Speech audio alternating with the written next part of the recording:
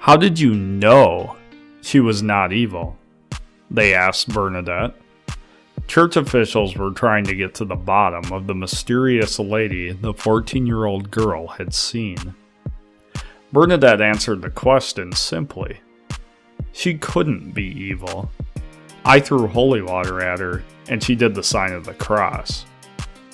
This simple story is enough to sum up what made Bernadette Soubirous, a poor French girl, a saint. She was simple, faithful, and humble enough to receive a message from the Mother of God. Mary and the cross were symbolic of her life. During her now famous conversations with Mary, known as Our Lady of Lourdes, Mary told her she couldn't promise Bernadette happiness in this life, but in the next. That message was truthful. Bernadette lived a life of poverty, persecution, and sickness before she died in her mid-30s to be with God. Bernadette was born in Lourdes, France in 1844. She was the oldest of 9 children and lived in extreme poverty in the basement of a building that had previously been a jail. Bernadette, her sister, and a family friend were gathering firewood by a grotto when Bernadette had a vision of Mary. This type of vision that Bernadette had is what's known as a Marian apparition. A Marian apparition is a supernatural appearance of the Blessed Virgin Mary. At first, when Bernadette saw Mary, she only described her as a young, beautiful, small lady of about 16 years old. She had no idea who she was. When Bernadette's mother heard the story, she beat her because she thought Bernadette was telling a lie. Bernadette returned to the spot of the apparition, and it wasn't until the 3rd appearance that the small lady spoke. She told Bernadette to return for 15 days. During the following 15 days, Mary gave Bernadette some instructions. She was told to pray for sinners and to kiss the ground as an act of penance for sinners. While these trips to the grotto were happening, some locals believed her stories and others didn't. Eventually the mayor, the local priest, and the chief of police got involved. She was called insane and interrogated repeatedly.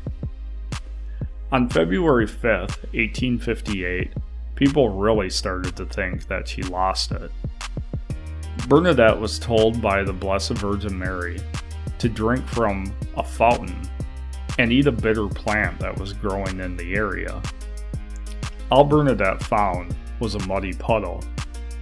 People watched the bizarre scene unfold as she tried to drink the muddy water. After she left, water flowed out of the spring. Bathing in the spring proved to have miraculous properties. To this date, this site has over 60 miracles that have been approved by the Catholic Church and cannot be explained by scientific means. There are many more miracles that were undocumented. The Virgin Mary told Bernadette that a chapel should be built in the spot of the apparition. She told the local priest, but he would not take the request seriously until she could get the lady to reveal her name. Later on, Mary finally told Bernadette that she was the Immaculate Conception. When Bernadette related this back to him, it convinced him that the visions were legitimate because that title for Mary was something that Bernadette couldn't have learned on her own. It was a name from a dogma that was only talked about in theological circles. Eventually, many churches and a basilica were built on the site. After the apparitions were over, Bernadette lived out the rest of her life with the Sisters of Charity of Nevers. She had many crosses to carry. Aside from the sicknesses that followed her throughout her life, just the fact that she had to retell the story of Our Lady of Lourdes became a cross in and of itself. She died at the age of 35. She considered her pain as penance and said, "All this is good for heaven. Blessed Mary, Mother of God, pray for me, a poor sinner, a poor sinner." With her rosary in her hands, she left to be with the Lord. The happiness she never found in the world was found in the next.